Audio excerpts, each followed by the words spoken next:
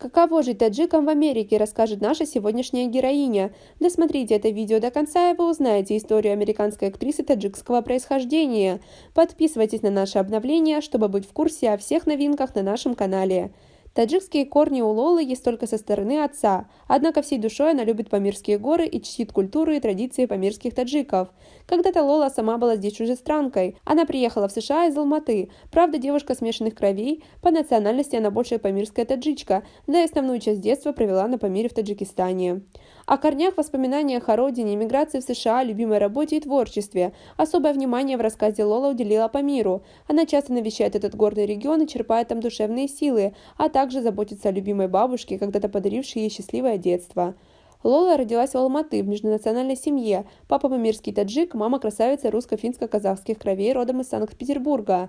Поскольку отец был военнослужащим, семья часто переезжала, они успели побывать в разных городах и деревнях Советского Союза. Вы бы решились на подобный переезд? Свои ответы пишите нам в комментарии под этим видео. По стечению обстоятельств, семья Зайдулоевых поселилась на 1,5 года в Хараге. Там Лола училась в 7-8 классах и могла еще чаще бывать в деревне у бабушки. Как таковую культуру народов ГБО Лола познавала самостоятельно, общаясь с родственниками и одноклассниками. Это происходит в моей жизни по сей день. Для меня история и обычаи Памира до сих пор загадка. В них столько мудрости и тайн, что можно постигать бесконечно. Но я готова всю жизнь это делать, ведь Памир — мои корни, говорит Лола. В январе приехал в Россию на заработок, как и многие. Но, честно говоря, здесь перспектива действительно очень мало.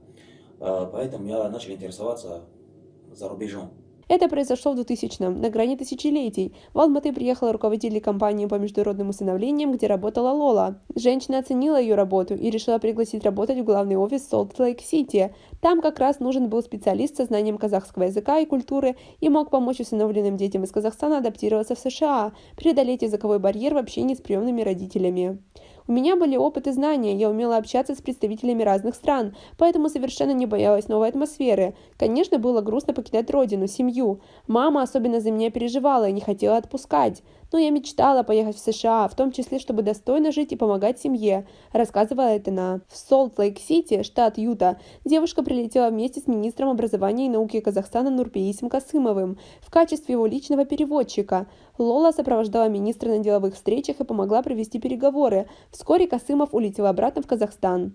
Она начала работать в США в новой должности, помогала будущим приемным родителям готовиться к усыновлению, ездила с детьми по разным штатам и знакомила их с новыми семьями, учила английскому, переводила документы и затем уезжала обратно в Солт-Лейк-Сити. Так прошло несколько лет. Но это было только начало. Звезда Гюльчатай Сайора Сафари «Быть таджичкой помогает мне в жизни». Вторая киноработа Лолы — индийская мелодрама «Симран» про женщину, увлекшуюся азартными играми и начавшую грабить банки. Здесь я замещала в отдельных сценах известную актрису Кангану Ринаут, исполнительницу главной роли. Кангана не умеет водить машину, и я рулила за нее на большой скорости. Можно сказать, была каскадером, рассказывает Лола. Премьера фильма состоялась в сентябре 2017-го, а сейчас девушка готовится к съемкам в музыкальной комедии «Войти в привычку». Почти каждый день ходит на репетиции. В актерской среде женщина именует себя Лола Лютон по фамилии мужа, так обозначено ее имя в титрах к фильмам. На вопрос, тяжело ли жить и работать на чужбине, Лола отвечает, что нет. На своем примере она убедилась, если знать язык, соблюдать местные законы и много трудиться, то успех обязательно придет.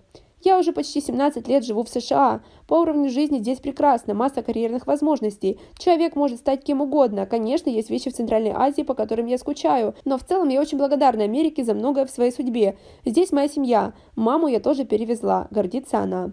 Лола знает примеры людей, которые по приезду в Штаты не могли найти работу, впадали в депрессию, им приходилось начинать карьеру заново.